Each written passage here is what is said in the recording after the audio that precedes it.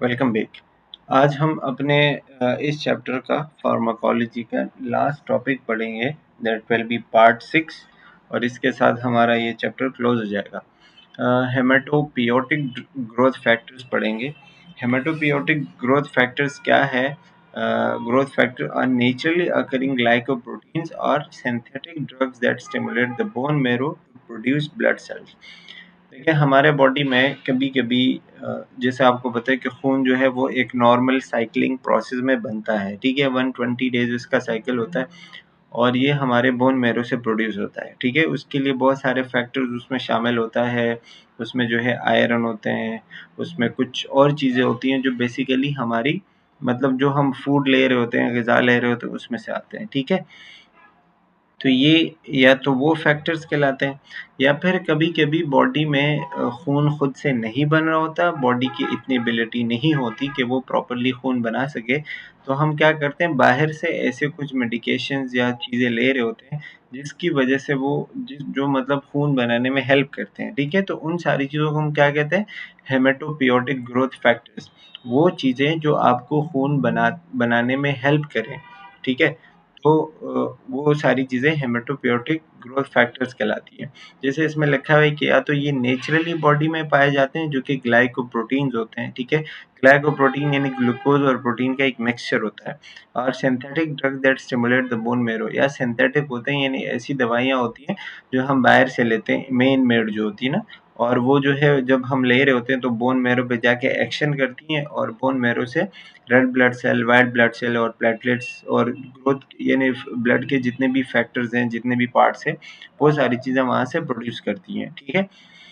ये खून बनाना ही हमने क्यों होता है? क्योंकि या तो किसी के एनीमिया के ट्रीटमेंट के लिए, मतलब एनीमिया जो है आपको पता है खून का मसला होता है जिसमें खून की कमी हो जाती है, ठीक है। या न्यूट्रोपेनिया होता है, न्यूट्रोपेनिया न्यूट्रोफिल्स की कमी होती है, बेसिकली ये वाइट ब्लड सेल का एक टाइप है। या फिर थ्रोम्बोसाइटोपेनिया जो प्लेटलेट्स होते हैं उसकी कमी होती है, या फिर इसी तरीके से डिफरेंट ब्लड के किसी भी फैक्टर्स की कमी में हम ये सारी चीज़ें यूज़ करते हैं, ठीक है। अब या तो ये उन पेशेंट में ये मसले होते हैं जो कीमोथेरेपी करवाते हैं या रेडिएशन थेरेपी करवाते हैं, ठीक है। जो कैंसर से गुजर रहे होते हैं वो मुख्तलिफ किस्म के इलाज करते हैं, तो इनमें अक्सर जो है वो जो रेज़ और रेडिएशंस और दवाइयाँ होती हैं वो अक्सर खून को कम करवाती हैं। तो उसको वापस ठीक करने के लिए फिर हम ये वाली दवाइयाँ देते हैं। ठीक है, फिर आपको इसके टाइप्स और फंक्शंस बताए हुए कि कौन-कौन सी दवाई कहाँ पे यूज़ करती हैं और मतलब कर सकते हैं और उसका काम क्या होता है। सबसे पहले उसमें आता है एरिथ्रोपोएटिक ग्रोथ फैक्टर। एरिथ्रोपोएटिक मतलब आरबीसीज़ की, जब एरिथ्रो का वर्ड आएगा इसका मतलब होगा आरबीसी, ठीक है, यानी रेड ब्लड सेल्स। तो ये जो ग्रोथ फैक्टर होते हैं एरिथ्रोपोएटिक ग्रोथ फैक्टर, ये इसके ड्रग्स ये आते हैं इपोएटिन अल्फा और डार्बेफोएटिन अल्फा, ये ड्रग्स इसके आते हैं, ठीक है। और ये क्या करते हैं? ये आरबीसीज को यानी पूरे पूरे ब्लड में से सिर्फ और सिर्फ आरबीसी के प्रोडक्शन को स्टिमुलेट करवाते हैं, ठीक है। अब ये किन किन मरीजों में देते हैं? जिनको क्रॉनिक किडनी डिजीज की वजह से एनीमिया हो या किसी को कैंसर का इलाज चल रहा हो और उसकी वजह से उसको एनीमिया हो रहा हो, ठीक है, तो ये वाली दे सकते हैं। इसी तरह माइलॉइड ग्रोथ फैक्टर जो कि मतलब बोन के ऊपर एक्शन करते हैं और बोन मैरो को बेहतर बनाते हैं, ठीक है। तो ये में फिलग्रेस्टम और ये इस तरह के ड्रग्स आते हैं जो बेसिकली न्यूट्रोफिल्स डब्ल्यूबीसीज वगैरह को बढ़ाते हैं, ठीक है। ये भी कीमोथेरेपी की वजह से जो मसले होते हैं या बोन मैरो ट्रांसप्लांट की वजह से जो होते हैं उनमें देते हैं। ग्रेनुलोसाइड मैक्रोफेज कॉलोनी स्टिमुलेटिंग फैक्टर, ठीक है।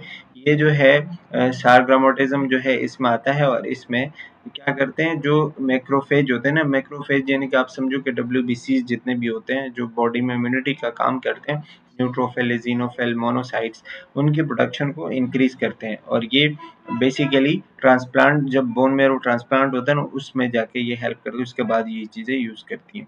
इसी तरह थ्रोम्बोपोएटिक ग्रोथ फैक्टर जो कि थ्रोम्बोलाइसिस या फिर थ्रोम्बोसाइड जो होते हैं ना यानी प्लेटलेट्स को, ये आपको उसके ड्रग्स बताए हुए हैं, प्लेटलेट्स की प्रोडक्शन को बढ़ाते हैं, तो ये उस सिचुएशन में देते हैं जब प्लेटलेट्स की कमी होगी, ठीक है।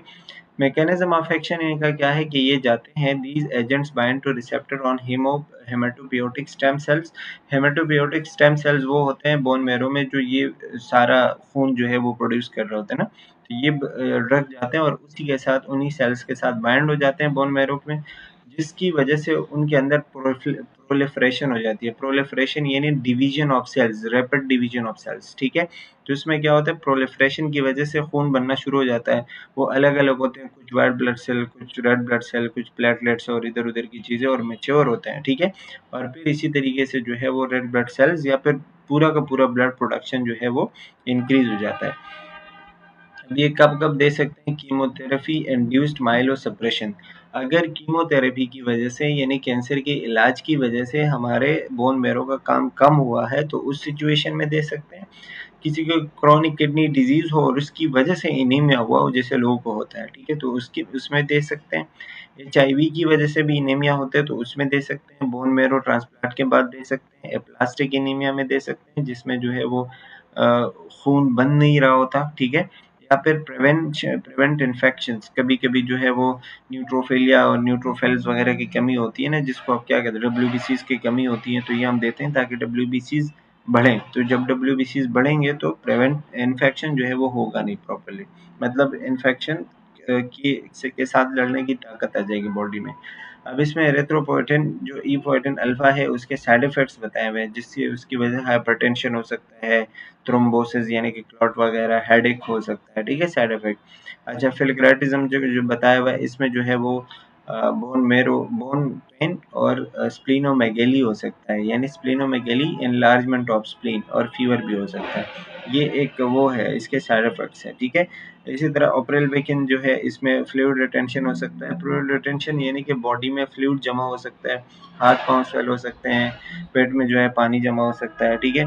टेकीकार्डिया और मतलब हार्ट बीट फास्ट हो सकती है, दिल जो है वो जोर जोर से धड़केगा। इसी तरह एट्रियल एरिथमियाज, एट्रियम जो चैम्बर होते हैं ना हार्ट के, वो इरेगुलरली जो है वो क्या करते हैं, मतलब प्रॉपरली कंट्रैक्ट नहीं होते, उनका रिदम डिस्टर्ब हो जाता है, ठीक है। अब आपके एजेंट्स क्या रिस्पॉन्सिबिलिटी होती है कि आप बंदे का CBC चेक करेंगे कि उसमें अगर कमी हो तो देंगे, वरना ऐसे तो अगर सब कुछ पूरा है तो आप क्यों देंगे, वो उसमें वही आपका हेमोग्लोबिन, न्यूट्रोफिल और प्लेटलेट्स वगैरह आएंगे। ड्रग थेरेपी में आपके पास monitor therapeutic response, RBC WBC, वही बात कि आप जब उनको ड्रग दोगे तो उसके बाद दोबारा आप टेस्ट करवाओगे, देखोगे कि उसका कोई असर आ रहा है, RBC WBC वगैरह बढ़ रहे हैं या नहीं बढ़ रहा, ठीक है। पेशेंट को सेल्फ इंजेक्शन का भी बताओगे, जैसे कुछ चीज़ें जो है वो सबकुटेनियस लगती हैं, स्किन के नीचे से लगती हैं, जिससे इंसुलिन होती है ना, तो आप जो है मरीज को खुद इंजेक्शन कैसे लगाते हैं वो भी तरीका आप उसको बताओगे, क्योंकि हर बार मरीज के आपके पास नहीं आ सकता। इसी तरह मॉनिटर फॉर हाइपरटेंशन, हाइपरटेंशन यानी कभी कभी कुछ ड्रग्स की वजह से ब्लड प्रेशर बढ़ता है, तो वो भी आप उसको बताओगे, चेक करोगे, ठीक है, ब्लड प्रेशर उसका। और बोन पेन जो कि फिलग्रेटिज्म की वजह से होता है, तो वो भी आप देखो, मैं गिव एनाल्जेसिक्स, अगर उसको ये चीज़ हो तो फिर आप उसको एनाल्जेसिक्स दे सकते हैं। एनाल्जेसिक्स क्या होती है, दर्द कम करने वाली दवाइयाँ होती है, ठीक है। इंपॉर्टेंट प्रिकॉशंस में क्या बताए, do not use erythropoietin if HB is greater than 11 ग्राम पर DL। मतलब अगर किसी का HB जो है वो 11 से ज़्यादा है तो आप एरिथ्रोपोएटिन नहीं दे सकते हो, क्योंकि वो ठीक होता है, 11 से ज़्यादा हो तो ठीक होता है, ठीक है, 11 से कम हो तो फिर हम ये एरिथ्रोपोएटिन पे आता है, ठीक है। तो ये अगर आपने ज़्यादा दे दिया तो इसकी वजह से क्या होगा, स्ट्रोक हो सकता है, हार्ट अटैक का खतरा हो सकता है। इसी तरह डू नॉट शेक वाइल्स, जो आपके पास वो सारी चीज़ें आती है ना, जैसे हम नॉर्मली दवाई को यूज़ करने से पहले शेक करते हैं, हिलाते हैं ना, तो आप जो है वो उसको शेक नहीं करोगे, क्योंकि उसके अंदर जो प्रोटीन है वो सारे ख़राब हो जाएंगे। इसी तरह ये देखो इम्पोर्टेंट पॉइंट्स है, ठीक है। इसी तरह अगर उसको जो है उसकी वजह से कोई क्लॉट वगैरह हो जाता है तो उसके साइंस को आपने नोट करना है कि क्लॉट के क्या क्या साइंस होते हैं। अब उसमें निमोनिक का RBC जो है EPO आप याद रख सकते हैं, एपोएटिन प्रोमोट्स RBCs और ओवरकम एनीमिया, ठीक है, मतलब ये आपको शॉर्टकट्स बताए हुए हैं। इस तरह WBC स्टिमुलेशन फिलग्रेटिज्म, फिलअप न्यूट्रोफिल, वही कि ये न्यूट्रोफिल को बढ़ाता है, ठीक है। इस तरह फॉर प्लेटलेट्स, ये जो है प्लेटलेट प्रोडक्शन करवाता है, ठीक है। ओप्रेल वेकिन जो है। अच्छा, क्लिनिकल यूज रिमाइंडर, मतलब आप इसको कहाँ जैसे कि CKD में आप एपोएटिन अल्फा यूज़ करते हो, कैंसर के न्यूट्रोपिनिया में फिलगार्टिज्म यूज़ करते हैं, बोन मैरो ट्रांसप्लांट में सारग्रेमोटिज्म यूज़ करते हैं, ठीक है, थ्रोम्बोसाइटोपेनिया में ओप्रेलवेकिन और एल्ड्रो क्या है, एल्ड्रोम्बोपेज है क्या, इस तरीके से जो है ये सारे ड्रग्स आप यूज़ कर सकते हो।